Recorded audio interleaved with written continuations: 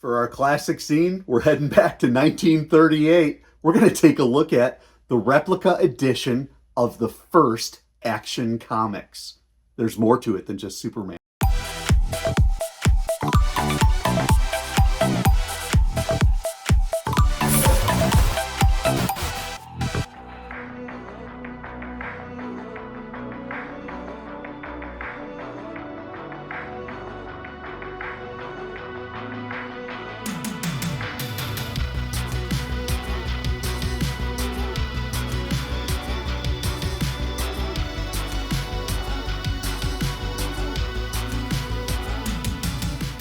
Hey everyone, it's FANzine Live. This is Tom. We are doing a classic zine today, and I will come flat out right now and tell you I'm cheating. This is not necessarily a classic zine. Well, it is, but this edition is not. And that's because when I got this with my monthly comics, and by that I mean my monthly Big Two and independent comics, I said to myself, holy cow, I got to talk about this. And this is the perfect place and time to do it because Action Comics #1, as part of DC Comics and their promotion of Superman with the forthcoming Superman movie, DC Comics reissued Action Comics #1 in what they call a... basically, it's a replica, excepting the price, $10. It is a replica of the first issue, presented in the same manner. So this isn't some fancy hardback, glossy type thing. Well, I mean, the cover's glossy. This is a newsprint style comic book, Golden Age size with the original ads. It's really kind of neat. And so I thought I would just share this with you because as we think about zines and we think about the history of zines, yes, it's important to make sure that we recognize our history of self-publishing. But you have to remember back in the 1930s when these things got started, these people, Siegel and Schuster in the case of Superman, these people were looking for outlets for which to draw their characters, and they were going to the National Comics, now DC, of the day, and trying to get themselves published, just like many zine creators are doing these days. And so I thought I would share this with you because it's really kind of inspiring. And it's also a true piece of comic sequential art zine history. And what better way to do classic comics? One of the things I love about Superman as presented here is that you can see the origin of Superman is told in 2/3 of a page. You don't get all the backstory of Krypton. All you get is, as a distant planet was destroyed by old age, a scientist placed his infant son in a hastily devised spaceship, launching it to Earth. That's it. That's the Krypton story. One panel. You're done. Then we talk about when the vehicle landed, a passing motorist discovered the sleeping babe within, turned the child over to an orphanage. What? Who knew that? Attendants, unaware of the child's physical structure, was millions of years advanced of their own, were astounded at the feats of strength. They don't even talk about the Kents. They don't. It's not there.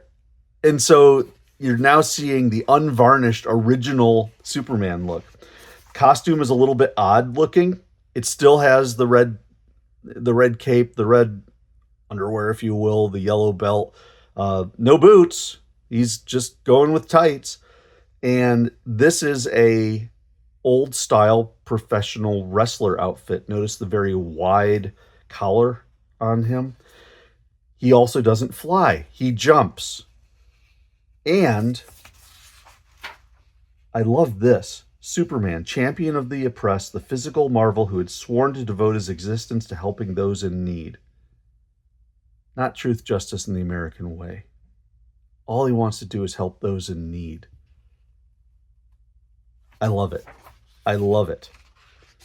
And so you get a chance to see Superman acting almost in like a Batman style, taking on the bad guys, giving them the business. This is a newsprint paper, printed very nicely, but it is truly newsprint. I think that the reproduction of the comic looks really nice. The artwork is really nice. Welcome to Superman, Lois Lane. I don't even think that, what's his name? That Lex Luthor shows up in this one. Look at the bad guy here. Because he still leaps over or jumps over buildings with a single bound. So he's carrying the bad guy with him. Let go of my hand, your foot will do just well.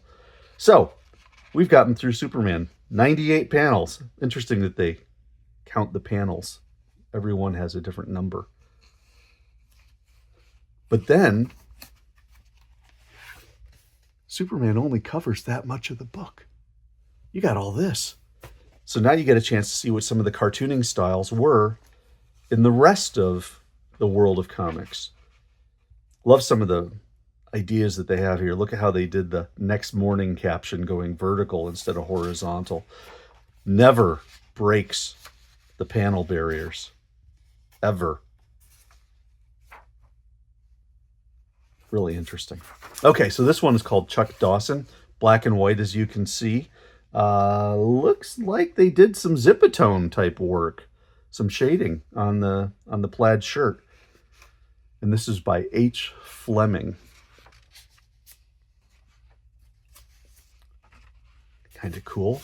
Zatara, the master magician. I believe this is the father of Zatanna, the one who runs around in tights and top hat in DC Comics these days. Fishnet tights, that's what I was thinking. And who did the art on this? Fred Gardenier. Interesting artwork. I like how he does the bad guys. Almost a Dick Tracy type look. But look at that. I mean, that's a cool looking shot. Love the old styled trains. Check out the old cars. Then you've got this by Captain Frank Thomas, which I'm sure it's a pen name, the South Sea Strategy. And as I understand it, in order to get distributed, that comics had to have a certain amount of text storytelling back then. And so you would see these pieces mixed in. Sticky Mitt Stimson by Alger. Kind of fun. Hey, let's do some historical type stuff. The Adventures of Marco Polo, the year 1271. And this is illustrated by Sven Elvin. Not quite Hal Foster, Prince Valiant, but pretty cool. Pep Morgan, Fred Gardenier, he's back. Guy's getting the pages.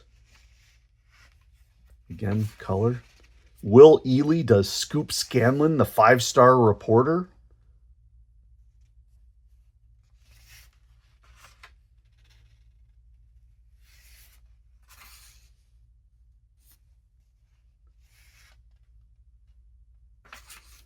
Tex Thompson by Bernard Bailey. Having struck it rich in the oil fields of Texas, Tex Thompson left his native country to tour the world. And he's off and running. He's in a small town in England. So this is world traveling. He goes on adventures. Interesting, this one, he does all of his panels with rounded edges. Neat shading on that lady. I like that one. Silhouette shots are pretty cool too. Almost a noir type feel on that one. And this one too.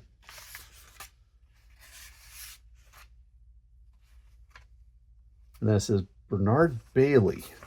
Is that who whose name was at the top? Yeah, Bernard Bailey. And then Stardust by the Stargazer. Piece on Fred Astaire, Constance Bennett, Charles Boyer, Wheeler and Woolsey. And then lastly, some odds and ends by Moloff. Some bits about baseball, horse racing, boxing, Babe Ruth in caricature. Fun. And then the back page.